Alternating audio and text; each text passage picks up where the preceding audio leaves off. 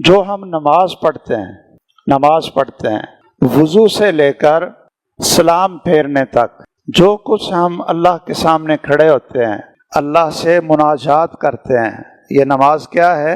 مناجات ہے، یعنی اللہ سے باتیں کرتے ہیں، اپنا دکھڑا سناتے ہیں، اللہ سے اپنے گناہوں کی معافیاں مانگتے ہیں۔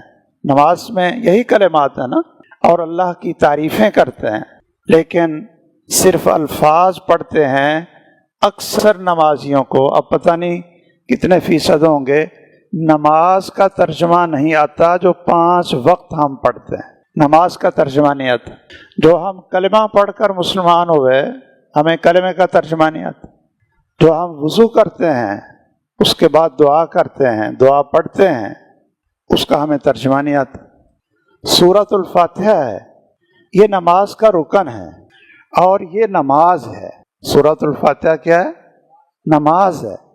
کوئی مسلمان آپ نے دیکھا کہ جو نماز پڑھتا ہے اور سورۃ الفاتحہ نہیں پڑھتا؟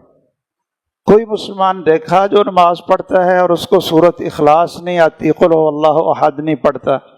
لیکن آپ ماشاءاللہ سمجھدار بھی ہیں، ماشاءاللہ بزرگ ہیں، مجھے یہ بتائیں کہ پکے نمازیوں میں کتنے فیصد ہوں گے کہ جن کو ان دعاؤں کی اور اس نماز کا ترجمہ اور سمجھ ہوگی؟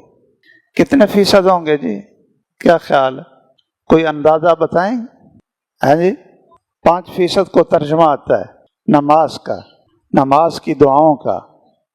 تو 95% جب اللہ کے سامنے آ کر کھڑے ہوتے ہیں، وہ لفظ تو بول رہے ہوتے ہیں، لیکن ان کو یہ نہیں پتا کہ میں اللہ سے کیا کہہ رہا ہوں اور میرا اللہ مجھے کیا کہہ رہا ہے۔ بھائی جب ہم سرگوشی کرتے ہیں، ہم کلام ہوتے ہیں، تو پھر ہم کیا کہتے ہیں اور اللہ کیا کہہ رہے ہیں، اس کا ہمیں پتہ ہونا چاہیے نا۔